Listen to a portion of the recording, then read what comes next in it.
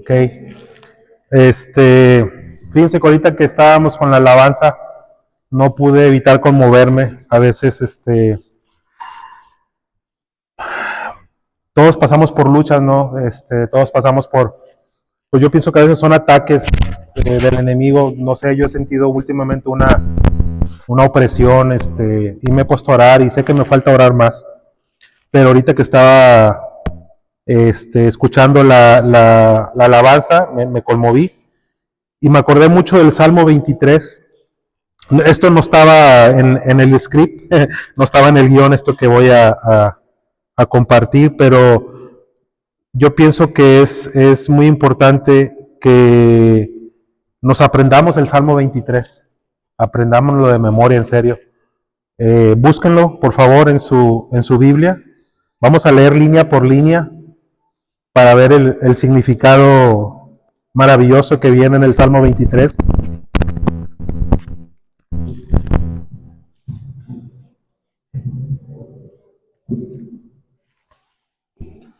¿Ya todos lo tienen? Fíjense, vamos a leer línea por línea. Dice, el Señor es mi pastor. Ahí nos está diciendo de una relación, ¿sí? Nos está hablando de una relación con Dios. Y luego dice, nada me faltará.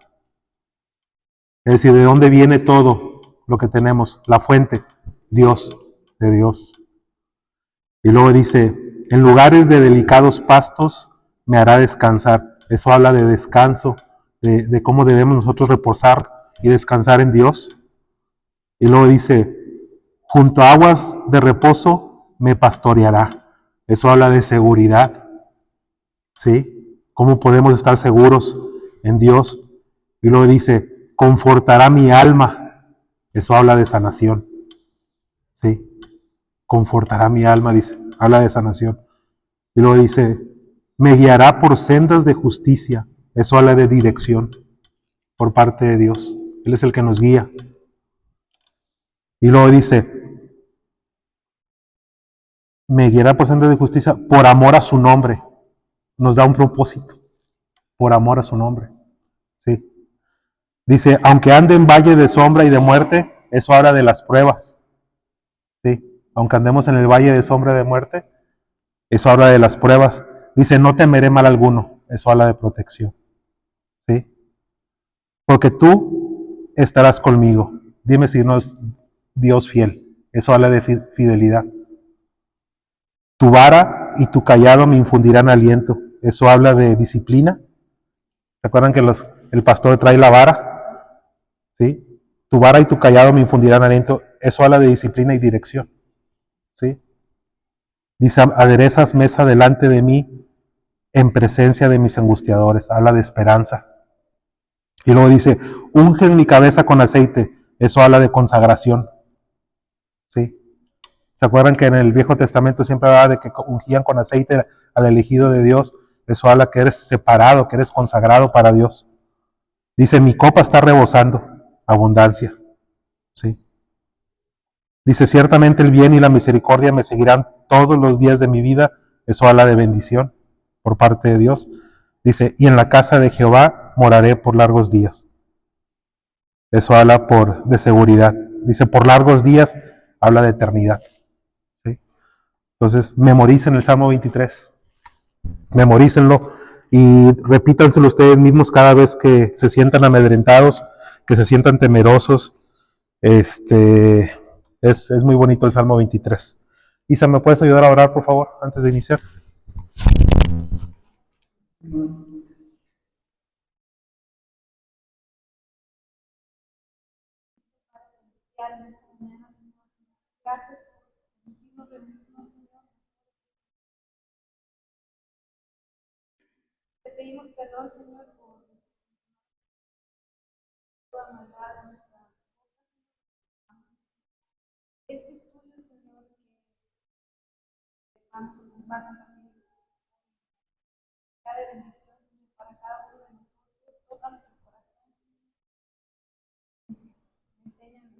Sí, Padre.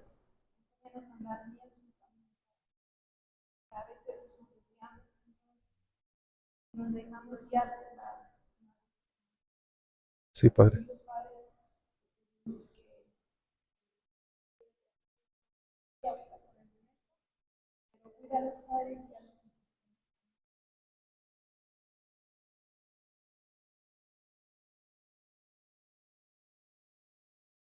Amén. Amén. Bueno, el día de hoy vamos a hablar del amor.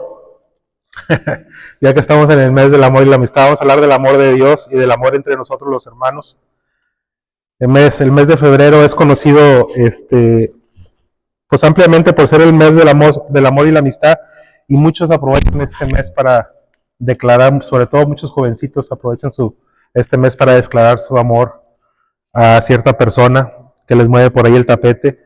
Los esposos y las esposas pues a lo mejor ya no se emocionan tanto por el 14 de febrero como antes, está mal, ¿verdad? Pero yo pienso que cualquier día es un buen día para demostrarle nuestro afecto a aquella persona especial. No tiene que ser necesariamente el día del 14 de febrero. Yo pienso que es más que todo mercadotecnia, ¿no? Pero, ¿qué pasa con el amor de Dios? ¿Qué pasa con el amor entre nuestros hermanos, entre nosotros? Y alguien puede decir, ah, Gabriel, ya vas a sacar...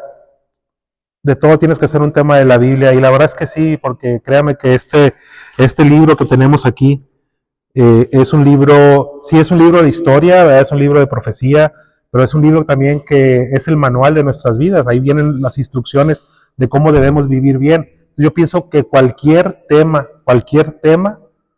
podemos hacerlo, podemos sacar un tema de la Biblia, de cualquier tema. Alguien me comentó por ahí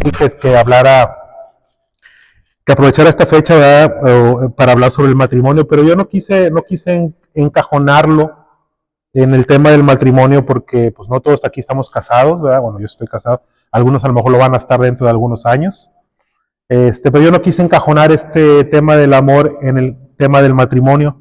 Además, Ricardo vino hace poco y habló del tema del matrimonio, ¿verdad? Entonces, y qué bueno que no lo hice, porque esa persona que me dijo que hiciera eso no está aquí. Entonces, a lo mejor me hubiera molestado un poquito más tener que encajonar el tema en el lado del matrimonio. Pero yo quise aprovechar esto para hablar del amor. Es decir, ¿qué es lo que dice la palabra sobre el amor? ¿Qué es lo que dice las escrituras sobre el amor? Pero antes de entrar de lleno, vamos a dar 4 definiciones de amor, y eso ustedes lo pueden buscar en Google. Yo así le hice. Hay 4 definiciones de amor. El primero es estorge, así se escribe, estorge. Viene del antiguo griego storge, que significa amor o afecto, y dice que es el amor que se siente entre padres, hijos, hermanos, es decir, es el amor que se siente en familia. Ese es el tipo de amor storge que llama aquí, y dice que se caracteriza por el afecto natural, por un profundo sentido de responsabilidad y compromiso. Ese es el amor de la familia, ¿sí? Y luego habla del amor filia. Dice que ese amor, filia es una palabra griega que significa amor fraternal, afecto, amistad. Y es básicamente el amor filia se usa para describir el amor entre amigos.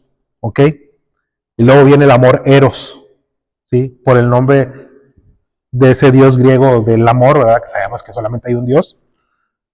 Y se usa para referirse al tipo de amor romántico, pasional, sensual, que se basa en el deseo físico. Por lo mismo es un amor efímero. ¿Qué quiere decir efímero? Pasajero. Es un amor pasajero, ya que se basa solo en el deseo, ¿sí? Tiene varias etapas. Primero el deseo, el enamoramiento, y luego pues es exigente, celoso, posesivo, ¿sí? Y sobre todo busca el placer nada más, ese tipo de amor. ¿Ok? Finalmente viene el amor ágape. Hemos escuchado el amor ágape. El amor ágape es el tipo de amor que solamente proviene de Dios. Es un amor indescriptible, es un amor que no busca lo suyo, y nosotros podemos tener ciertas manifestaciones de ese tipo de amor hacia otras personas, pero solo en total dependencia de Dios. No hay manera que nosotros sintamos este tipo de amor de nosotros, ¿sí? Solamente va a provenir de llevar una relación íntima con Dios. Entonces, vamos a ver qué dice la Biblia del amor. Todos hemos escuchado este versículo que viene en 1 Corintios 13:4. Eric, ¿me ayudas, por favor? Eso es lo que dice ahorita lo que vamos a ver es lo que dice la Biblia sobre el amor. 1 Corintios 13:4. ¿Sí?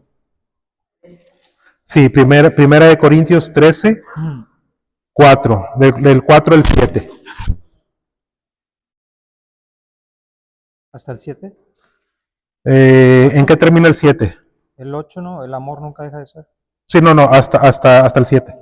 Ok. ¿Listos? ¿Listos? Dale, Eric. Dice, el amor es sufrido, es benigno, el amor no tiene envidia, el amor no es jactancioso, no se envanece, no hace nada indebido, no busca lo suyo, no se irrita, no guarda rencor, no se goza de la injusticia, mas se goza de la verdad. Todo lo sufre, todo lo cree, todo lo espera, todo lo soporta. Ok. Entonces, aquí estamos viendo lo que dice la Biblia sobre el amor, lo que dice la palabra de Dios. Entonces podemos decir que el amor es aquella virtud, ¿sí? De buscar nuestra felicidad en el bien de la persona amada, ¿ok? A costa del sacrificio personal, es lo que está diciendo aquí la palabra. Es decir, fíjense, pongamos atención, yo no estoy excluyendo mi felicidad aquí, simplemente mi felicidad está en función de que la otra persona sea feliz. Ahora bien, todos sabemos que es más bienaventurado dar que recibir. Mi felicidad es que tú estés bien. Pero ¿qué es estar bien? Porque estar bien no es un término así nada más abstracto. O tampoco mi felicidad va a ser que tú estés bien, y que tú estés bien quiere decir que tengas, que viajes, que hagas esto. No. Que tú estés bien, me refiero a que tú estés en la voluntad de Dios. Porque acuérdense que la voluntad de Dios es buena, es agradable y es perfecta. ¿Ok? Entonces, ¿qué es el amor? Es la virtud que nos mueve, ¿sí?, a buscar constantemente que la voluntad de Dios se cumpla en el objeto amado. Esa es la definición de amor. ¿Ok? Voy a hacer un paréntesis aquí, jóvenes, mujercitas. Si tu novio te pide que tengas relación, sí, es la virtud que nos mueve a buscar constantemente que la voluntad de Dios se cumpla en el objeto amado. ¿Sí? Entonces, aquí quise hacer un paréntesis, jovencita. Si tu novio te pide que tengas relaciones con él, ¿verdad?, para que le demuestre su amor, eso no es amor, eso es egoísmo. ¿Sí? Tienen que tener mucho cuidado. ¿Sí? Ya que esa persona está buscando placer a costa de tu cuerpo. ¿Ok? Y eso no es la voluntad de Dios. Eso no está dentro de la voluntad de Dios. Y si tú, jovencita, bueno, pues no veo a Giselle, no hay otra jovencita. Pues ahí está, sí, aquí está. Está Melissa, está Samara, ¿quién más? Nada más, ¿verdad? Y ustedes no pueden ceder a eso, ¿sí? Porque si ustedes ceden a eso también, aparte que se están haciendo ustedes un mal, le están haciendo un mal a su novio, ¿sí? Dios hizo el sexo para ser disfrutado dentro de la seguridad del matrimonio, ¿sí? No me quiero salir del tema, una vez creo que me tocó compartir esto, entonces, pero sí quise hacer, porque estamos hablando del amor, ¿verdad? Entonces nos confundimos a veces. El amor, fíjense, el amor aborrece el mal, ¿sí? El amor se aferra al bien a una costa del sacrificio personal. Vamos a leer Romanos 12:9. Romanos 12:9. Y ahí nos vamos a quedar en Romanos, porque todo va a estar ahí en Romanos 12.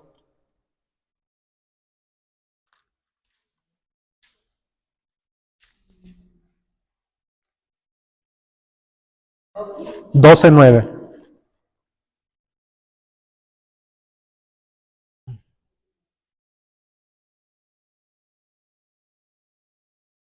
Dice, el amor sea sin fingimiento, aborreced lo malo, seguid lo bueno. Aborrecer lo malo, seguir lo bueno. Es decir, fíjense, para que haya amor tiene que haber odio. ¿Sí? El amor odia lo malo, lo aborrece, se horroriza ante lo malo. ¿Sí? El amor aborrece lo malo. ¿Ok? Y aprovechando el tema del amor, no es fácil para nosotros los padres disciplinar a los hijos, no es fácil. Yo he cometido muchos errores disciplinando a mis hijos, pero muchas veces cuando uno disciplina a los hijos se van a llorar a un lugar y otro se va y el papá se va a llorar al otro lugar. Es la verdad, sí, nos duele disciplinar a nuestros hijos. Vamos a leer lo que dice Proverbios 13:24.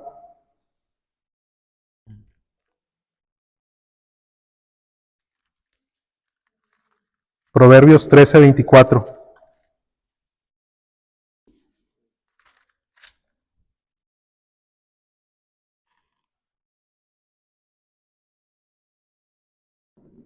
¿Sí? Dale. El que detiene el castigo a su hijo aborrece, mas el que lo ama desde temprano lo corrige. Fíjense, Dios te está diciendo aquí que lo que está detrás de no corregir a tu hijo, ay, es que mi hijo es bien bonito, me duele mucho castigarlo. No. Lo que te está diciendo aquí es que lo que está detrás de no corregirlo no es amor, ¿sí? ¿Sí? Te está diciendo que no corregirlo no es amor, sino es odio, ¿sí? Porque esa falta de disciplina de tu hijo, ¿sí? Puede hacer que en el futuro destruya su vida, ¿ok? Y con esto vamos a entrar de lleno al estudio sobre qué es lo que dice la Biblia sobre el amor. Lo dividí en dos partes, el amor de Dios y el amor entre hermanos. Entonces, primero vamos a hablar del amor de Dios. ¿Qué es el amor de Dios? Yo pienso que todos o la gran mayoría, yo, yo creo que casi todas las personas dicen, Dios es amor, Dios es amor, ¿sí? Y dicen que Dios es amor y,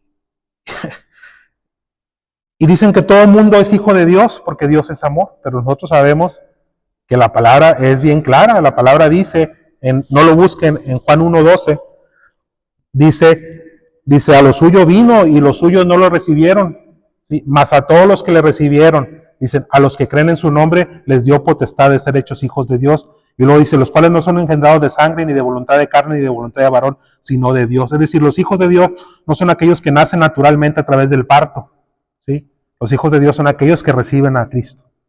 Ahí nos lo está diciendo la palabra claramente. Entonces, muchos viven engañados y dicen, no, pues que Dios es amor, todos somos hijos de Dios y todos los que mueren van al cielo.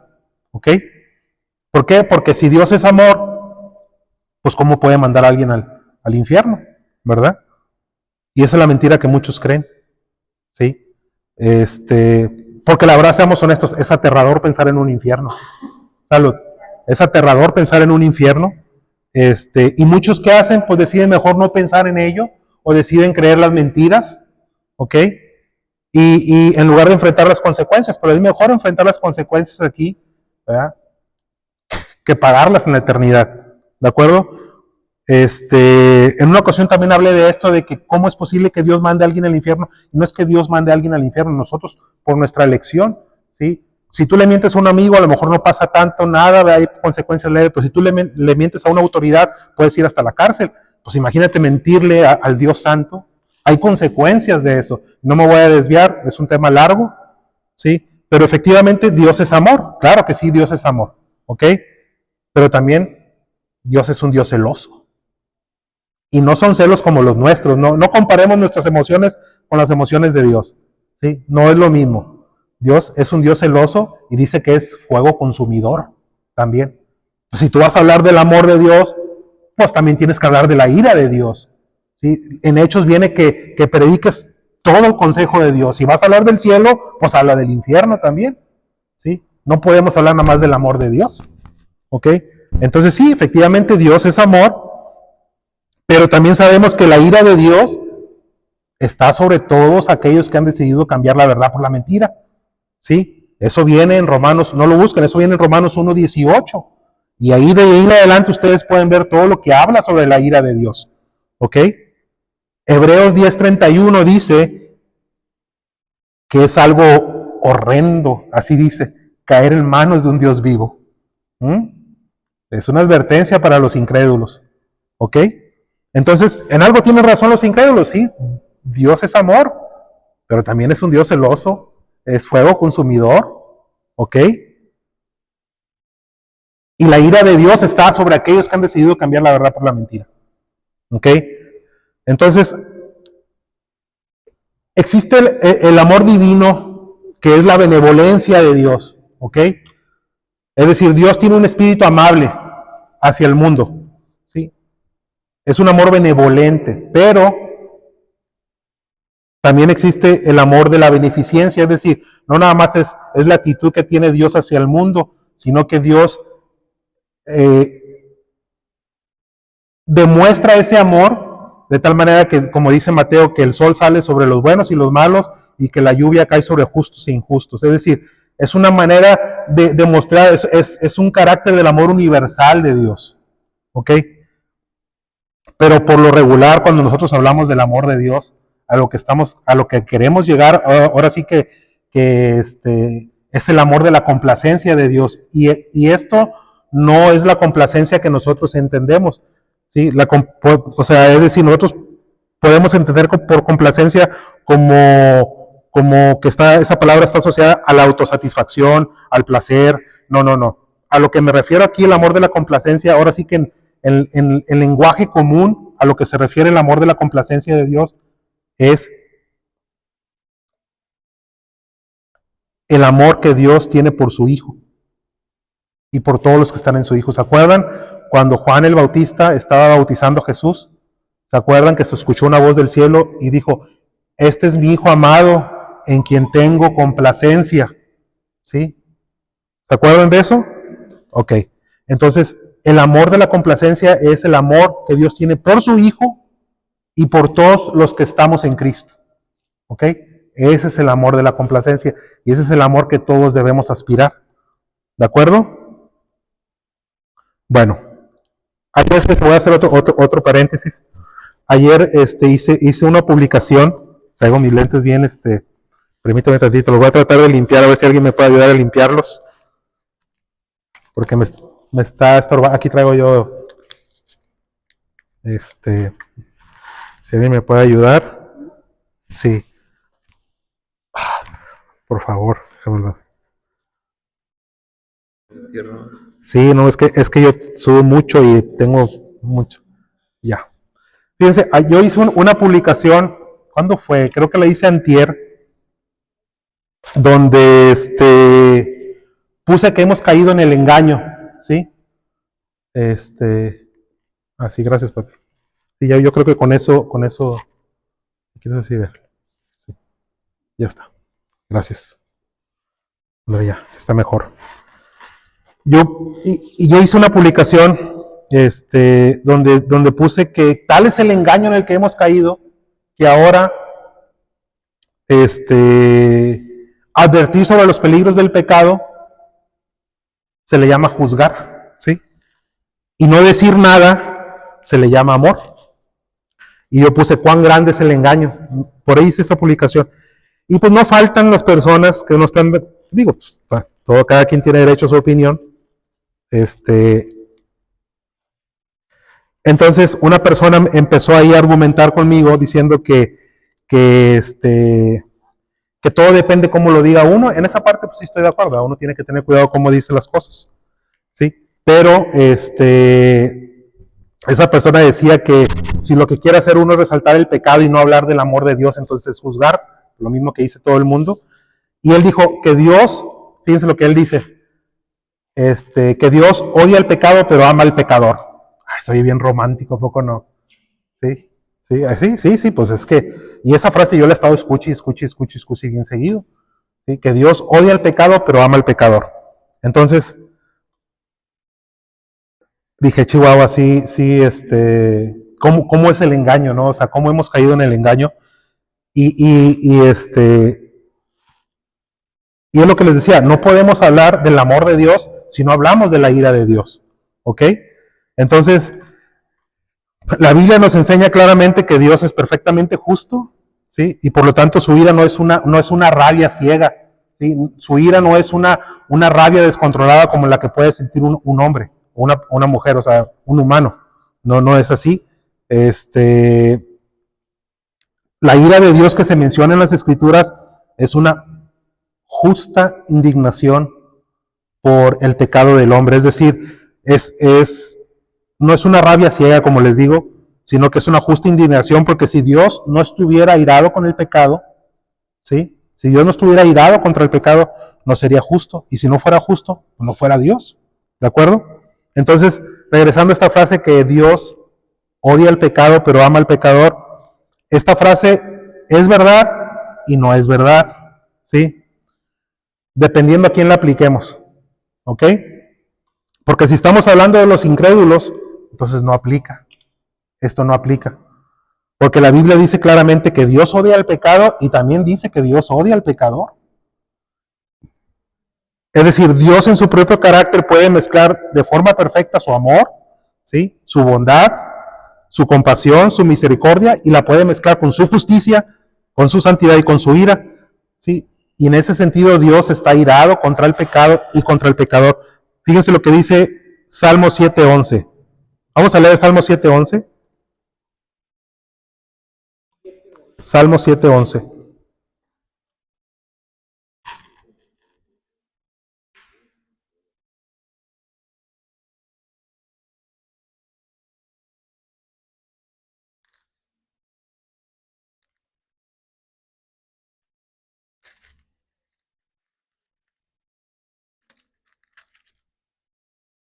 Dice, ¿Listos? Salmo 7:11. Dale, dale, Vicky. Dios es justo y Dios está airado contra el impío todos los días. Todos los días. Todos los días. No dice que Dios está irado contra el pecado, no. Contra el impío. Todos los días. También en Efesios 2, esto no lo busquen, del 1 al 3, dice que nosotros por causa de nuestro pecado somos por naturaleza hijos de ira. Y lo mismo que los demás, así dice. Somos por naturaleza hijos de ira. ¿Qué quiere decir hijos de ira? Que merecemos la ira de Dios. Toda aquella persona que está en pecado. ¿Ok? Y al menos que se conviertan al Señor, esas personas van a ser sujetas a la ira de Dios de manera eterna. Eso es lo peligroso. En Juan capítulo 3, versículo 36, dice, el que cree en el Hijo tiene vida eterna, ¿sí? Pero el que no obedece al Hijo no verá la vida, dice, sino que la ira de Dios permanece sobre él. Fíjense lo que está diciendo. No dice que la ira de Dios permanece sobre su pecado, dice que la ira de Dios permanece sobre él. ¿Ok? Sobre él. Así que si esa persona no se arrepiente de sus pecados, el día del juicio final, esa persona va a perecer, va a pagar eternamente por sus pecados, ¿sí? Entonces, si nos estamos refiriendo a los incrédulos, Dios aborrece su pecado y Dios aborrece al pecador también. ¿Ok? ¿De acuerdo? Pero, si está refiriéndose a los creyentes nada más, si esa frase la aplicamos a los creyentes, aquellos que se han arrepentido de sus pecados, aquellos que han confiado únicamente en la obra redentora de nuestro Señor Jesucristo, ¿sí? Entonces sí podemos decir que Dios odia el pecado, ¿ok? Pero no a nosotros. Nos ama con un amor eterno porque nos escogió en Cristo, ¿sí? Para salvación desde antes de la fundación del mundo. Esto puede ser a veces confuso, porque hay una corriente que no me quiero desviar que dice que todos, no me quiero salir de esto porque es confuso para mí también, pero dice que ya fuimos predestinados y otros que no. Sí, la palabra dice que fuimos predestinados, pero en Cristo, porque en Cristo las promesas son sí y en Él amén. Es en Cristo, ¿sí? Es en Cristo. Entonces, sí, Dios nos disciplina a sus hijos, Dios nos quiere hacer cada vez más al carácter de Cristo, ¿sí? Dios odia nuestro pecado, pero no nosotros, y Él está trabajando en nosotros, Él está trabajando en nuestro carácter, ¿ok? Y en Filipenses 1:6, no lo busquen, dice que el que inició la buena obra en nosotros, la perfeccionará hasta el día de Cristo. ¿Qué quiere decir hasta el día de Cristo? No confundamos el día de Cristo con el día del Señor, son diferentes cosas. El día de Cristo es cuando Cristo va a venir por su iglesia, es lo que conocemos como el rapto, ¿ok? Entonces, Dios, el corazón de Dios para nosotros es de puro amor, es de pura bondad, es de pura compasión. Así que regresando a la frase de que Dios odia el pecado, pero ama al pecador, sí aplica para el creyente, no para los incrédulos. ¿Okay? Así que si tú quieres que Dios odie tu pecado, pero que te ame a ti, yo no conozco el corazón de ustedes. Yo quiero creer que todos son cristianos verdaderos, que todos han recibido a Cristo en su corazón, pero si no lo han hecho, sincérense con Dios. Pídale perdón, ¿sí? Acepten a Cristo como su único Señor y Salvador. Y esa frase va a aplicar para ustedes, ¿ok? Entonces, ya me desvié un poquito del tema. ¿Se acuerdan qué le dijo, voy a regresar al tema del amor de Dios? ¿Qué le dijo Dios a Adán y Eva cuando los puso en el jardín del Edén? Y que les dijo que de todo árbol podían comer, ¿se acuerdan? Que les dijo de todo árbol podían comer, pero del árbol que está en el centro del huerto, que les dijo que de ese árbol no podían comer. Sí, que era el árbol de la ciencia del bien y del mal. ¿Se acuerdan? ¿Qué les dijo que iba a pasar si comían? ¿Se acuerdan? Exactamente, dijo, ciertamente morirás. ¿Sí? Le dijo que si comían de eso, ciertamente morirás. Ok, ¿y qué pasó cuando comieron? ¿Murieron inmediatamente? No, no murieron inmediatamente. Es decir, fíjense, cada vez que Dios retrasa sus promesas, lo hace inclinándose hacia la misericordia. Ellos no murieron en ese instante, a pesar de que Dios les dijo que iban a morir si comían de eso. ¿Sí? Es decir, Dios retrasó eso movido por misericordia. ¿Sí? Dios prolongó sus días y ellos murieron muchos, muchos años después siendo salvos. Ellos murieron siendo salvos porque Dios les prometió que vendría un Salvador, de que nacería de semilla de mujer, ¿sí? Y ellos murieron con la esperanza de ese Salvador, ¿sí? Así como antes del Antiguo Testamento la gente moría pensando en aquel futuro Salvador y había un sistema de sacrificios donde tú ponías tu mano sobre la víctima y esa víctima pagaba por ti. Nosotros volteamos hacia atrás, ellos veían hacia el futuro y nosotros volteamos hacia atrás viendo ya la obra redentora de Cristo. ¿Ok? Entonces, fue lo mismo, es decir, cada vez que Dios retrasa sus promesas, lo hace inclinado hacia la misericordia. Fue lo mismo que pasó con los israelitas cuando salieron de Egipto. Cuando los israelitas salieron de Egipto, que fueron sacados de Egipto, ¿se acuerdan que hubo un tiempo que Moisés se subió al monte y se tardó 40 días? Creo que se tardó 40 días. Y entonces acá la gente se empezó a desesperar abajo, ¿sí? Y le dijeron a Aarón, hermano de Moisés, hey, haznos dioses para adorar, ¿sí? Haznos dioses para adorar. Y fue cuando hicieron el becerro de oro, ¿se acuerdan? Y Dios le dijo a Moisés, baja porque el pueblo ya se rebeló. Y le dice, ¿sabes qué? Pues déjame acabar con todos ellos. ¿Sí? Y iniciamos tú y yo de nuevo. Y Moisés le dijo a Dios, dice, ¿para qué vas a hacer esto? Los egipcios van a decir que los sacaste para matarlos aquí. Y empezó a orarle, y Dios fue movido a misericordia nuevamente, cuando ya Dios les había advertido. Y luego, ¿se acuerdan cuando el tabernáculo está terminado? ¿Se acuerdan que el tabernáculo pues toda la tienda, hizo el arca, el propiciatorio, que es el que va arriba, luego la mesa de los panes, el candelero, la mesa de expiación donde hacían los sacrificios, la fuente? Es decir, todo lo que hizo Dios, todo lo que es ir adentro del tabernáculo, y cuando le dijo al pueblo, anda, sube, para que vayas a la tierra que fluye leche y miel, dice, voy a mandar mi ángel delante de ti para que saque al cananeo, al jebuseo, al fereceo y no sé qué tantas cosas. Y le dijo, pero yo no voy a ir en medio de ti. Dice, porque eres pueblo de dura cerviz, no sea que te vaya a consumir. O sea, fíjense, lo podemos ver, Dios lo está haciendo por amor. Es decir, Dios sabía que era un pueblo de dura cerviz y dijo, yo no voy a ir en medio de ti porque te voy a consumir. Pero él aún así se quería acercar a su pueblo, hizo todo el tabernáculo, mandó a hacer todo el tabernáculo para él poder estar teniendo comunicación con el pueblo. ¿Sí? Lo hizo por amor. ¿Sí? Ok. No podríamos hablar del amor de Dios si dejamos fuera Juan 3:16, todos nos lo sabemos de memoria. Ni siquiera lo busquemos. Porque de tal manera amó Dios al mundo. Así es, que ha dado su Hijo unigénito para que todo aquel que en él crea no se pierda, mas tenga vida eterna. No podríamos dejar de hablar del amor de Dios si no mencionamos Juan 15:13. Ese sí vamos a buscarlo, Juan 15:13.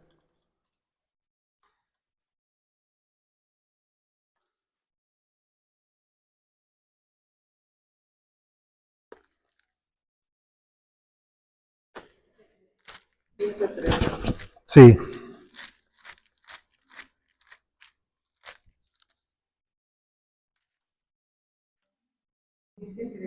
Sí. ¿Listos? Espera. 15:3. 13. 13. 15:13. ¿Listos? Ujú.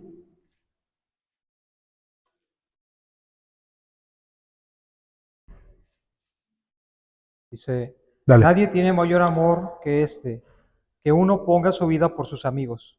Nadie tiene mayor amor que este que ponga su vida por sus amigos. No podríamos hablar del amor de Dios si no hablamos de Filipenses 2, del 6 al 8. Vamos a ver ese versículo también. Filipenses 2, del 6 al 8.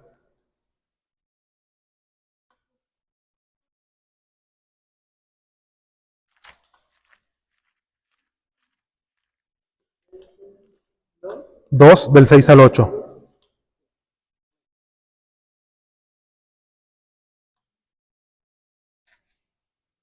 Dale, Eric.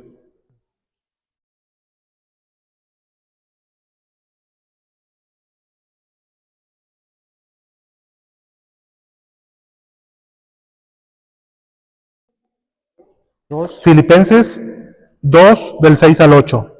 ¿Listos? Dale, Eric, por favor. Dice, el cual, siendo en forma de Dios, no estimó el ser igual a Dios como cosa que aferrase, sino que se despojó a sí mismo, tomando forma de siervo, hecho semejante a los hombres, y estando en la condición de hombre, se humilló a sí mismo, haciéndose obediente hasta la muerte y muerte de cruz. Este versículo yo no lo comprendo, ¿sí? Es decir, sí lo entiendo, pero no lo entiendo. Y más adelante lo vamos a desglosar un poquito. Pero Dios, siendo quien es, él no estimó en ser igual a Dios, dice que se despojó y vino, ¿sí? Y no nada más vino, sino que se humilló, y se humilló hasta lo sumo. ¿Qué es lo sumo? Lo más bajo. Se humilló. Yo no lo entiendo. No lo puedo entender. No puedo. Y dice que se humilló hasta la muerte. Y pensar que eso lo hizo por mí, me toca. Pero bueno, vamos a dejar ahí la parte del amor de Dios. Vamos a hablar, me interesa mucho hablar la parte del amor entre nosotros. El amor entre hermanos. Y es ahí donde yo creo que nos van a mover ciertas fibras. Sí, porque una vez que yo soy consciente del amor de Dios, ¿sí? Una vez que yo soy consciente de cómo Dios me ama, ¿cómo debería yo reaccionar a ese amor de Dios? Piensen, ¿cómo debería yo reaccionar a ese amor? Es decir, yo soy consciente de que he sido salvado, yo soy consciente de que he sido salvado, ¿sí? Bueno, ¿cómo debemos reaccionar todos los cristianos que somos recipientes de ese amor? ¿Cómo? Pablo nos lo dice en Romanos 12.1. Vamos a Romanos 12.1 y ahí nos vamos a quedar en Romanos 12.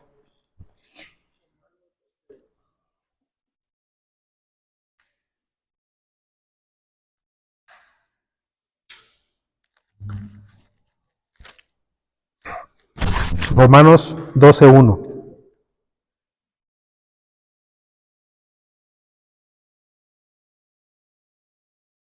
Dale, Eric.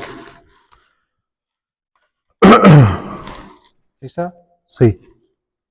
Dice, así que, hermanos, os ruego por las misericordias de Dios que presentéis vuestros cuerpos en sacrificio vivo, santo, agradable a Dios, que es vuestro culto racional. O sea, fíjense, en otras palabras, vamos a entender este versículo. Pablo nos está diciendo que la única respuesta razonable, racional, ¿sí? Que la única respuesta razonable hacia ese amor, ¿sí? Y misericordia. ¿Qué es misericordia? Misericordia es no recibir lo que yo merezco. Esa es misericordia de Dios. ¿Ok? Entonces, Pablo está diciendo que la única respuesta racional a ese amor de Dios es una entrega total. Por eso dice, presentéis vuestros cuerpos en sacrificio vivo. Está hablando de una entrega total a Dios. Cualquier otro tipo de respuesta es irracional. ¿Ok? Todos fallamos aquí. Bueno, ¿por qué? Porque esa es la respuesta lógica, porque dice la palabra que al que mucho se le perdona, mucho ama. ¿Sí? Entonces, ¿tú amas a Dios? Levante la mano quien ama a Dios. Ok, todos amamos a Dios. Bueno, ¿cuál es la evidencia? ¿Cuál es esa evidencia de que tú amas a Dios? ¿Sí? Porque así como Dios manifiesta su amor hacia nosotros y nosotros decimos que amamos a Dios, bueno, ese amor también tiene que ser manifestado horizontalmente hacia nosotros los hermanos. Hacemos una cruz de cuenta. ¿Sí? Vamos a ver qué dice Romanos, ahí 12, del 9 al 10. El 9 y el 10. Dice, el amor sea sin fingimiento, aborreced lo malo, seguid lo bueno, amaos los unos a los otros con amor fraternal, en cuanto a honra, prefiriéndoos los unos a los otros. Fíjense, no podemos separar el amor de Dios del amor hacia nuestros hermanos. No podemos. ¿Sí? Si nosotros podemos separar eso, no amamos a Dios. ¿Ok? Juan 1:20, no lo busquen. Fíjense lo que dice Primera de Juan 4:20, perdón. No lo busquen. Quédense ahí en Romanos 12 porque es lo que vamos a estar leyendo. Primera de Juan 4:20 dice, si alguno dice, yo amo a Dios y aborrece a su hermano, es mentiroso. Pues el que no ama a su hermano a quien ha visto, ¿cómo puede amar a Dios a quien no ha visto? Es decir, la manera en que yo amo a mis hermanos es la prueba de mi amor hacia Dios. Cuando yo entiendo mi depravación, cuando yo entiendo lo que yo le costé a Dios, ¿sí? Cuando entiendo que yo no soy merecedor ni de su misericordia, mucho menos de su gracia. Ya dijimos que misericordia es no recibir lo que mereces y gracia es recibir lo que no mereces. Es decir, no solamente es misericordioso, sino que nos da lo que no merecemos. ¿Sí? Cuando yo entiendo todo eso, que yo soy el objeto de su amor, que yo soy la niña de sus ojos, ¿sí? Y que por eso Jesús tomó mi lugar en la cruz, yo no puedo hacer otra cosa más que amar a Dios. Y yo sé que mis hermanos son igual de valiosos y por lo tanto yo debo amar a mis hermanos. Debo amar a mis hermanos, ¿ok? Y no nada más debo amarlos, debo considerarlos como superiores a mí. Por eso Romanos 12, el 9 al 10 dice, el amor sea sin fingimiento, aborrecer lo malo, seguir lo bueno, ¿ok? Amaos con amor fraternal en cuanto a honra, prefiriéndolos los unos a los otros. Vamos a leer de corrido aquí en Romanos 12, del 11 al 18. Vamos a leerlo de corrido, por favor. Romanos 12, del 11 al 18. Dice, en lo que requiere diligencia, no perezosos, fervientes en espíritu, sirviendo al Señor, gozosos en la enseñanza, sufridos en la tribulación, constantes en la oración, comprendiendo para las necesidades, compartiendo para las necesidades de los santos, practicando la hospitalidad. Bendecid a los que os persiguen, bendecid y no maldigáis. Gozaos con los que se gozan, llorad con los que lloran. Unánimes entre vosotros, no altivos, sino asociándoos con los humildes. No seáis sabios en vuestra propia opinión. No paguéis a nadie mal por el mal. Procurad lo bueno delante de todos los hombres. Si es posible, en cuanto dependa de vosotros, estad en paz con todos los hombres. Ahora, aquí hay un problema. Yo no puedo hacer esto. Yo no puedo. Porque el amor del que está aquí hablando es un amor sobrenatural. ¿Sí? Y no pienses por ningún momento que tú puedes amar así. No puedes. No puedes. Puedes fingirlo, pero no te va a salir. ¿sí? Yo necesito de la llenura del Espíritu Santo. ¿Sí? Yo necesito que Él me guíe, que Él me capacite, que Él me ayude a amar así. Yo no puedo amar así. ¿Sí? Juan capítulo 15 habla de la vid verdadera. ¿Quién es la vid verdadera? ¿Quién es la vid verdadera? Jesús, Cristo. Él es la vid verdadera. Nosotros somos ramas de campo, nosotros somos ramas silvestres. Y nosotros fuimos injertados en la vid. La palabra dice eso, que nosotros fuimos injertados. ¿Sí? Pero la savia es de la vid, no es de nosotros. La sustancia es de Dios, es de Cristo. ¿Okay? Entonces, nosotros fuimos injertados en Cristo, porque nosotros somos coherederos con Él. Nosotros fuimos injertados en la vid verdadera, ¿ok? Para que como fruto demos el carácter de Cristo. ¿Sí? Y eso solamente se logra en total dependencia del Espíritu. Entonces, ¿quién sostiene a quién? ¿La vid sostiene a las ramas o las ramas sostienen a la vid? La vid sostiene a la vid. La vid sostiene a las ramas. Cristo nos sostiene a nosotros. ¿Ok? Y si eso es cierto, nosotros debemos dar ese fruto. ¿Cuál es el fruto del Espíritu?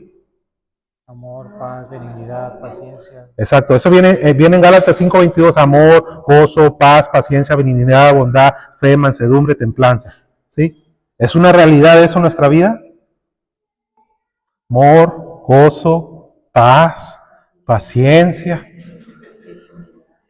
benignidad, fe, mansedumbre.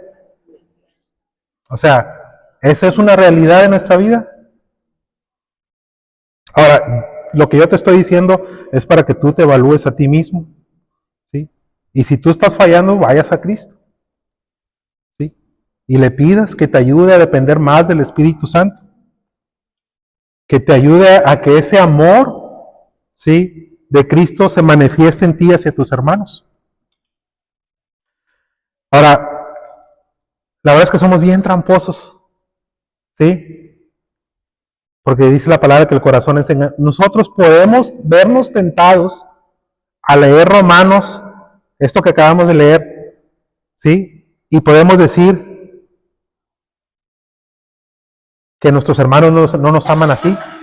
O sea, si nos vamos a justificar, vamos a buscar las artimañas del error. No, pues que a mí no, mis hermanos no me aman así. No, esto no es para tus hermanos, esto es para ti. ¿Sí? No es para que tú busques excusas, es para ti. ¿Sí? Romanos 13:8 dice, vamos a leerlo, ahí está de volada, Eric, 13:8. Dice, no debáis a nadie nada, sino el amaros los unos a los otros, porque el que ama al prójimo ha cumplido la ley. Fíjense, tú debes el amar. No en el sentido que tienes que hacerlo, claro que tienes que hacerlo, tienes que amar, pero tú tienes una deuda. ¿Sí? Tú tienes una deuda. ¿Sí? ¿Por qué? Porque tú fuiste amado, porque tú eres amado. Tú debes amar. Por eso dice, no debáis nada a nadie, sino el amaros unos a otros. ¿Sí? Es una deuda que tenemos. ¿Ok? ¿Se acuerdan? Jesús dijo, amarás al Señor tu Dios con todo tu corazón, con toda tu mente, con toda tu alma. ¿Sí? Dice, este es el primer y grande mandamiento. Dice, y el segundo es similar, amarás a tu prójimo como a ti mismo. ¿Ok? Primera. En el amar va todo. En el amar va todo. Más amar, pero en el amor va todo, ¿verdad? Todo. Exacto. Y primera de Juan, no la busquen, primera de Juan 4, del 7 al 8 dice, amados, amémonos unos a otros porque el amor de Dios, dice, porque el amor es de Dios. Todo aquel que ama es nacido de Dios y conoce a Dios. El que no ama no ha conocido a Dios porque Dios es amor. ¿Sí? Entonces, ya leímos de manera general, pero ahora vamos a lo que te truje, Chencha, vamos a la práctica, ¿sí? O decir, ¿cuáles son las manifestaciones de ese amor hacia mis hermanos? ¿Cómo se traduce? ¿ok?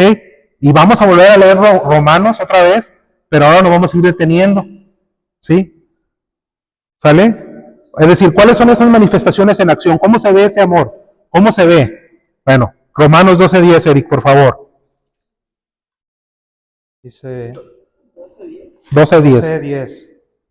Amaos los unos a los otros con amor fraternal, en cuanto a honra, prefiriéndolos los unos a los otros. ¿Se acuerdan que al principio del estudio, al principio hablamos del amor fraterno, del amor de familia, el storge? ¿Se acuerdan que hablamos? ¿Sí? Que solamente se da entre los miembros de una familia. Bueno, eso es lo que somos nosotros. En el sentido estricto de la palabra, fíjense, en el sentido estricto de la palabra, nosotros somos hermanos de sangre. Porque todos fuimos comprados con la sangre preciosa de Cristo. ¿Sí? Entonces, hablando estrictamente, somos hermanos. ¿Ok? Cada uno de los que está aquí ha sido comprado por precio, por la sangre de Cristo. ¿Sí? Entonces, yo estoy seguro que ahorita muchos están pensando, dice, pero ¿cómo le hago? O sea, yo no puedo simplemente empezar a sentir ese afecto, ¿verdad? No puedo solamente cambiar el canal y empezar a amar a Mari, amar a Martín, así como si fuera mi hermano, y no puedo. Sí, no puedes, pero tú tienes control sobre tus emociones y Dios te está ordenando que ames. ¿Ok? Dios te está diciendo que debes amar a tus hermanos, pero ¿cómo lo hago? Otra vez, la pregunta, ¿cómo le hago? ¿Sí? Bueno, es cierto que yo no puedo simplemente cambiar el switch, pero sí puedo llevar todos esos pensamientos míos a la palabra, ¿ok? Puedo llevar todos esos pensamientos a las verdades que vienen en la palabra de Dios y que me van a ayudar a desarrollar ese amor, ¿sí? Ese amor afectuoso del que Pablo está hablando aquí. Mira, voy a hacer algo, párate, Loreli, por favor. Vean a Loreli, por favor. ¿Cómo estás, Loreli? ¿Bien? ¿Sí? Bueno, vean a Loreli, aquí, la están viendo. ¿Cómo has estado? Muy bien, qué bueno. ¿La están viendo? ¿Sí? Ok. Siéntate, por favor. Ok, fíjense. Yo no sé qué pensaron cuando vieron a Loreli. Ok.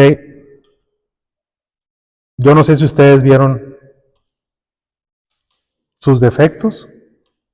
Yo no sé si ustedes vieron sus debilidades. Y si a eso le sumamos las proyecciones que cada quien tenemos y los prejuicios que cada quien nos formamos, difícilmente van a amar ustedes a Loreli. Y hubiera pasado aquí a Judy, hubiera pasado aquí a Lupita, hubiera pasado aquí a Daisy, y yo no sé qué hubieran pensado, qué hubieran dicho ustedes en su mente. Y se hubieran hecho sus ideas, ¿sí? Y es difícil amar a alguien cuando tú estás viendo sus debilidades, cuando tú estás viendo sus defectos, porque ¿quién es perfecto? Nadie, solo Dios. Entonces, si tú estás viendo esos, más le sumas tus prejuicios que ya te hiciste sobre esa persona, no la vas a amar. Muy difícil. Pero si ustedes ven a Loreli, o si ustedes ven aquí a Daisy, o a Judith, o a Lupita, si ustedes las ven aquí, y ustedes, en lugar de pensar eso, ustedes piensan que Dios el Padre, que Dios el Hijo, y que Dios el Espíritu, fíjense, ellos decidieron que el Hijo iba a derramar la sangre por ellos, por Loreli, ¿ok? Y que en cierto tiempo determinado el Espíritu Santo iba a venir sobre Loreli y le iba a abrir los ojos. ¿Ok? Y que ella iba a aceptar por fe a Cristo. Sí. Que ella iba a aceptar el pago que Cristo hizo por ella en la cruz. Si tú piensas todo eso cuando ves a Loreli, que ella es de grande estima para Cristo porque fue comprada con sangre, cuando tú empiezas a ver todo eso, ¿sí? Tú sabes que ella es de gran valor para Dios, ella es de grande estima para Dios, ¿ok? Y tú debes de verla así, a ella, a Lupita, a Daisy, a Judith, a la doctora, a Domi. Pero no nos vemos así. No estamos viendo más allá. Nos dejamos dominar por nuestros pensamientos, nuestros impulsos. ¿Sí? Cuando nosotros empezamos a hacer eso, vamos a empezar a dejar de ver los defectos y la vamos a ver como Dios la ve. ¿Ok? Y luego ahí mismo en el versículo 10, ahí mismo dice, cuanto a honra, prefiriéndonos los unos a los otros. ¿Qué quiere decir esto? ¿Qué quiere decir esto? Quiere decir que si alguien va a recibir la honra, que sea mi hermana o que sea mi hermano. ¿Ok? No yo. Filipenses 2.3 dice, no lo busquen, Filipenses 2.3 dice, nada hagáis por contienda, por vanagloria, antes bien con humildad, estimando cada uno a los demás como superiores a él mismo. Yo le voy a hacer una pregunta, ¿alguna vez han envidiado aquí a algún hermano? La verdad, sean sinceros, no contesten. ¿Alguna vez han envidiado? Porque ese hermano o esa hermana a lo mejor tiene dones que son más vistosos que tus dones. Es que no, hombre, yo ya no quiero hacer nada en la iglesia porque yo lo que hago nadie lo ve, nadie me dice nada. Y esa persona nomás hace algo y todo el mundo, ya, no voy a hacer nada. ¿Por qué pasa eso? Porque tú estás buscando la honra pública. Mira, si Dios nos da dones, que todos los tenemos, ¿sí? No son para traer honra hacia ti, es para edificar a la iglesia. Todos los dones que Dios nos da es para edificar a la iglesia, nada más. No para que nos andemos peleando que yo quiero hacer esto, que yo quiero hacer eso, que porque todo el mundo ve, que todo, no. ¿Sí? Son para edificar a la iglesia. ¿Okay? Acuérdense que todos somos un mismo cuerpo, todos somos un mismo cuerpo. Y la cabeza de este cuerpo es Cristo. Todos nosotros somos los miembros de ese cuerpo. ¿Ok? Y no debemos buscar honra ni gloria para nosotros. Es para edificar a la iglesia, para honra y gloria de Dios. ¿Ok? Ahora vamos a ver qué dice Romanos 12:11, el que sigue. Dice, en lo que requiere diligencia, no perezosos, fervientes en espíritu, sirviendo al Señor.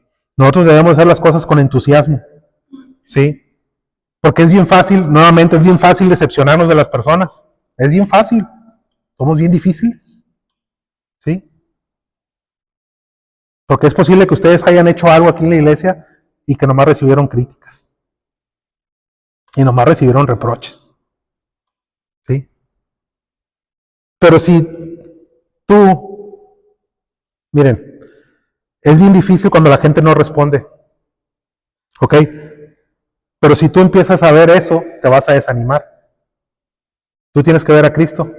¿De acuerdo? Las cosas se te van a hacer bien pesadas y tú empiezas a ver las actitudes de la gente. Pero si tú ves a Cristo, vas a encontrar muchas razones para hacer las cosas, porque las estás haciendo para Dios, no para los hombres. ¿Sí? Porque vas a decir, yo aquí estoy dando, y estoy dando, y estoy dando, y dando, y dando, y dando, y dando, ¿sí? Y nada más recibo críticas. Piensen en Hugo Invero, por ejemplo. ¿Sí?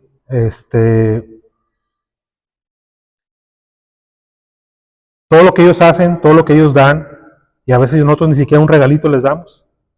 Ellos lo hacen por amor a Dios, ¿ok? Muchas veces cuando la renta no se completa, ellos ponen el resto, ¿ok? Entonces, pero si tú te pones a pensar eso, es que la gente no da, y es que yo hago esto, y que la gente esto, olvídate, se te va a hacer súper pesado, mejor no hagas nada, ¿sí?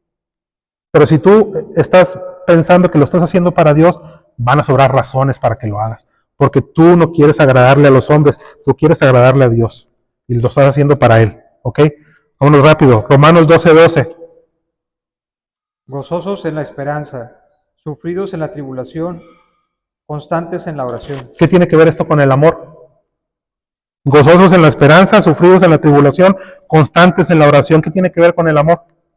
Bueno, pues el amor y la esperanza están totalmente relacionados dentro del sufrimiento. Es decir, lo que Pablo aquí nos está diciendo es que imposible que nuestras propias fuerzas ¿sí? Estar gozosos en medio de los problemas, al menos que estemos orando. Eso es lo que dice aquí. Constantes en la oración. La vida cristiana práctica,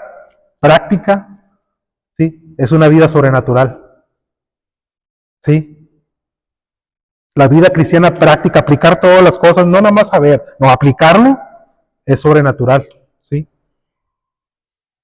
No podemos, necesitamos la presencia del Espíritu Santo, necesitamos la llenura del Espíritu que nos ayude, ¿sí? Pero ¿qué pasa cuando empieza a haber problemas, cuando empieza a haber sufrimiento? Nos compadecemos de nosotros mismos, nos damos lástima a nosotros mismos, ¿sí? Y nos empezamos a ver así como, en lugar de estar viendo que nosotros somos alguien a quien Dios amó, a quien Dios ama, y somos coherederos, ¿sí? O sea, cuando tú te ves a ti mismo como una persona amada por Dios, es más, todos aquí somos cristianos y así es como nos debemos de ver, como alguien muy amado por Dios. Cuando tú te ves así, es fácil para ti amar a las demás personas. Cuando no te ves así, no vas a amar a nadie. ¿De acuerdo? Romanos 12:13. Compartiendo para las necesidades de los santos, practicando la hospitalidad. Mi hermano tiene una necesidad.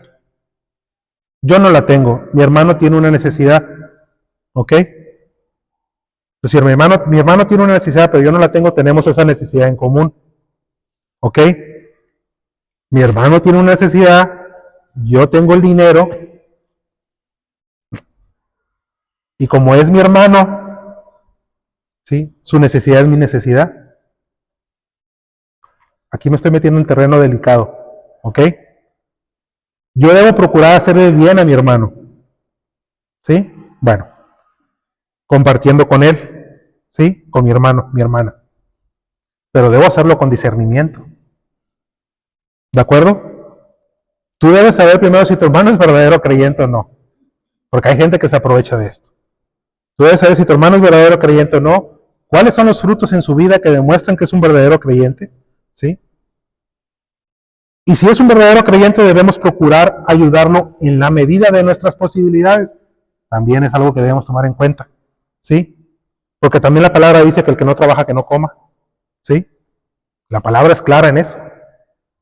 Porque muchas veces tú, al querer ayudar a un hermano, estás estorbando los planes de Dios. ¿Sí? Entonces no podemos nomás ayudar porque sí. Tiene que ser verdadera necesidad. Yo estoy hablando de verdadera necesidad. Oye, yo veo que mi hermano no tiene que comer, le llevo comida. ¿Sí? Veo que está enfermo, le llevo el medicamento y que no tiene. ¿Sí? Estoy hablando de verdadera necesidad. No es fácil, se requiere mucho discernimiento y oración. Sobre todo no buscar estorbar los planes de Dios. Oye, que viene un hermano con una posibilidad de negocio y que yo no estoy obligado a ayudarle, eso no es verdadera necesidad. ¿Sí? Y dice que debemos buscar la hospitalidad, buscarla, practicarla. Viene alguien de fuera y aquí está mi casa, sin que te lo pidan. No, hombre, es que yo nomás tengo arroz y frijoles. Dale arroz y frijoles.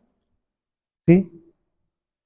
Tú tienes que abrir las puertas, no nada más le vas a abrir las puertas de tu casa a quien te cae bien, no tienes que abrirlo a los hermanos. Bueno.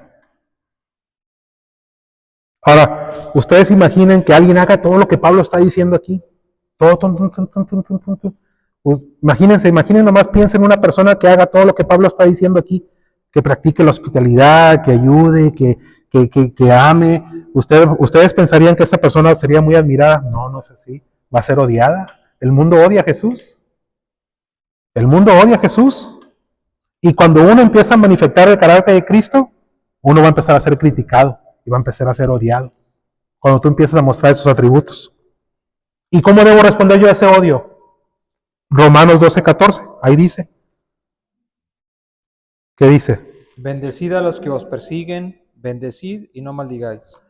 Esto es lo mismo que dice en Mateo 5:44, no lo busquen, es lo mismo.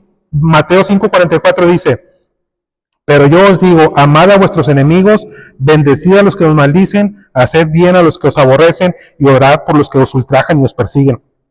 Esa es la actitud que nosotros debemos tomar hacia las personas que nos desean mal, hacia nuestros enemigos, orar por ellos y bendecirlos, pedirle a Dios, sí pedirle a Dios que nos proteja de ellos, de nuestros enemigos, pero hay que pedirle que los bendiga. ¿Ok? Pero ¿qué decimos? Ya llévatelo, Diosito. No, no tenemos que orar por ellos, ¿sí? Porque ahí dice en Mateo 5:45, dice, para que seáis hijos de vuestro Padre que está en los cielos, que hace salir su sol sobre malos y buenos y que hace llover sobre justos y injustos, que fue lo que vimos hace rato. Es decir, nosotros debemos bendecir a los que nos odian. Acuérdense que leímos 1 Corintios 13:4 que dice que el amor es sufrido y es benigno. Es decir, no nada más voy a estar aquí sufriendo, es que mi hermano me está haciendo daño y ya por eso, porque no estoy haciendo nada, porque no estoy tomando venganza en mis manos, estoy haciendo algo bueno. No, Pablo te está diciendo que tienes que ir más allá, no nada más que sufras, sino que ores, que le hagas el bien. ¿Sí?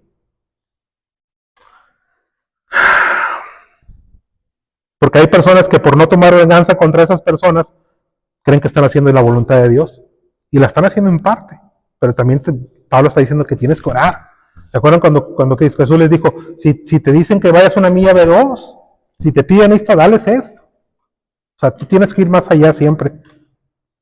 Porque normalmente cuando una persona está siendo atacada, cuando una persona está siendo agraviada, lo que hace es recluirse, lo que hace es protegerse, y Pablo dice, no, o sea, tienes que orar por esa persona, tienes que hacerle bien a esa persona. Ahora bien, no somos masoquistas, también, aguas, porque hay hermanos que te pueden estar maltratando y maltratando y maltratando, entonces tú tienes que alejarte de esa persona, orar por esa persona, pero tampoco vas a hacer saco de boxeo de esa persona, ¿sí?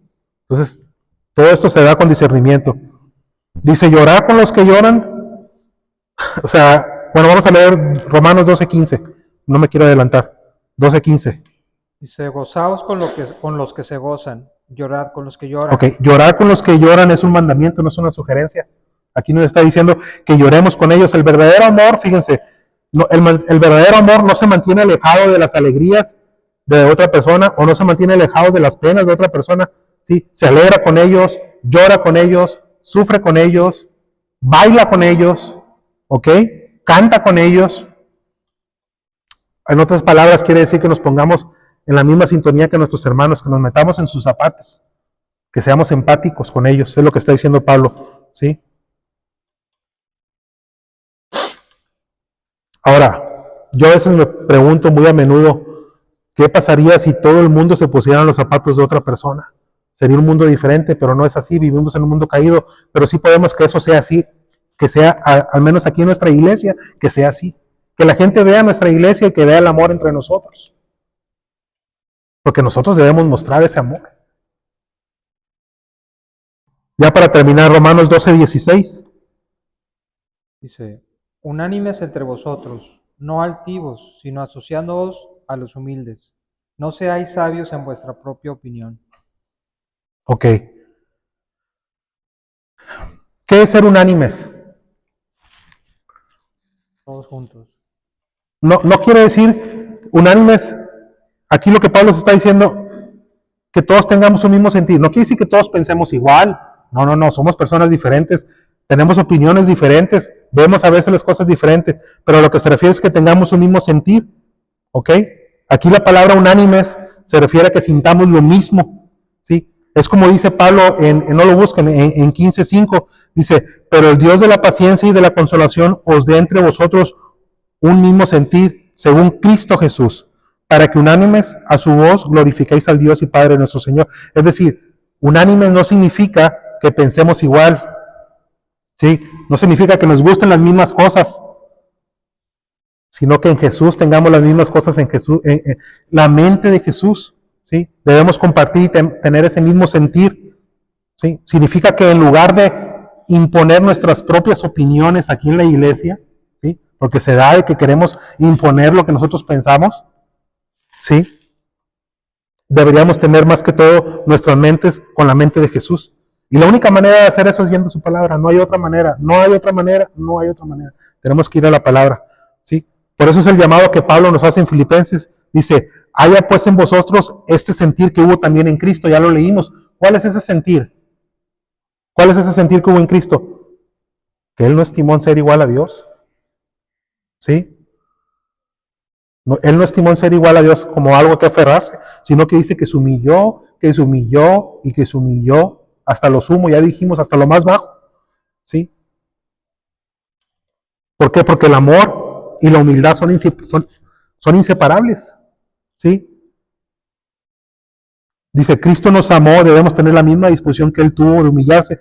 ¿Cómo puede ser? Yo no entiendo cómo puede ser que Cristo, siendo el centro del universo, ¿sí?, se haya humillado por ti, por mí. ¿Cómo lo hizo? No me cabe en la cabeza. Él es el centro del universo y vino y se humilló por mí. ¿En serio hay algo que tú no puedas perdonar a tus hermanos? En serio te lo digo, ¿hay algo que no puedas perdonar? Si Él, siendo el centro del universo, vino y se humilló. ¿Ok? Fíjense lo que dice Isaías. No lo busquen, Isaías 56. Dice, di mi cuerpo a los heridores y mis mejillas a los que me mesaban la barba. No escondí mi rostro de injurias y disputos. ¿Saben lo que está diciendo aquí? ¿Saben qué es mesaban la barba? Se la arrancaban. Se la arrancaban. ¿Saben qué quiere decir esputos? Gargajos. Eso es lo que quiere decir esputos. Dice, no escondí mi cara de los que me arrancaban la barba, ni de los que me escupían gargajos. Imagínense, o sea, Él es el Rey de Reyes, Señor de Señores. La gente lo escupe en la cara. Los gargajos se le confundían con su sangre. ¿Ok? ¿Y qué decía Jesús? Perdónalos, Padre. Perdónalos, Padre, no saben lo que hacen. Y en el día de Pentecostés, cuando vino el Espíritu Santo sobre el aposento alto, estaban ahí los apóstoles y que Pedro empezó a predicar, ¿se acuerdan? Que dijo, dice, que ustedes le hicieron esto y esto y esto y esto, dice, Dios lo hizo Cristo. ¿Y qué pasó ahí? Yo estoy seguro que muchos de los que lo escupieron en la cara, en ese momento se arrepintieron. En serio, hay algo que no podamos perdonar nosotros, entre nosotros. Entonces, yo no quiero, son palabras bien fuertes, yo no quiero que se vayan todos así apesumbrados, porque la palabra dice que Dios es, que si nosotros confesamos nuestros pecados, Dios es fiel y justo para perdonar nuestros pecados y limpiarnos de toda maldad. Pero al escuchar todo esto, hay dos cosas que debemos de hacer, al menos dos cosas. Una es arrepentirnos de nuestros pecados. ¿Ok? Porque es imposible enfrentarse a esto y no arrepentirse. Y otra es que tienes que ir a Dios en oración, pedirle que te ayude para que tú puedas ser cada vez más como Cristo. ¿Sí? Eso, si tú se lo pides, Dios te lo va a dar porque eso es conforme a su voluntad. Entonces la pregunta que nos vamos a llevar aquí para el resto de la semana es, ¿cómo voy a manifestar ese amor a mis hermanos? ¿Ok? Terminamos. ¿Ok? Vamos a orar. Señor, gracias por este estudio que acabamos de recibir el día de hoy. Te pedimos que tu palabra nos acompañe el resto de la semana, todos los días. Ayúdanos a cada vez ser más como Cristo. No podemos nosotros, Señor, pero acudimos a ti y te imploramos y te lo pedimos que nos ayudes a que cada vez el carácter de Cristo se manifieste más en nuestra vida. Ayúdanos a ir a tu palabra todos los días. Ayúdanos a buscar tu presencia todos los días de nuestra vida para que nosotros podamos manifestar ese amor hacia nuestros hermanos. Perdona por nuestros pecados, Señor. Perdónanos, ayúdanos, danos llenura del Espíritu y te pedimos que no nada más con nuestros hermanos, sino que podamos compartir tu palabra con otras personas. Sabemos que hay tanta necesidad ahí. Tú mismo dices en tu palabra que la mies es mucha y que los obreros son pocos, Padre. Ayúdanos a proclamar las nuevas del Evangelio, que no nos dé pena hablar tu palabra, Padre. Llénanos con tu Espíritu Santo para que podamos hablar con autoridad cuando se tenga que hablar con autoridad, pero sobre todo hablar tu palabra y no la nuestra, Padre. Te pedimos por esta semana que estamos por iniciar para que tú nos acompañes. Te pedimos por todos los que no pudieron venir, Señor. Tú sabes las razones y solo tú, Señor. Te pedimos que por nuestra iglesia, por el amor entre nosotros los hermanos, que nos ayudes a manifestar ese amor entre nosotros, Señor, para que demostremos que somos verdaderos hijos tuyos, Padre. Te lo pedimos en el nombre de Cristo Jesús. Amén.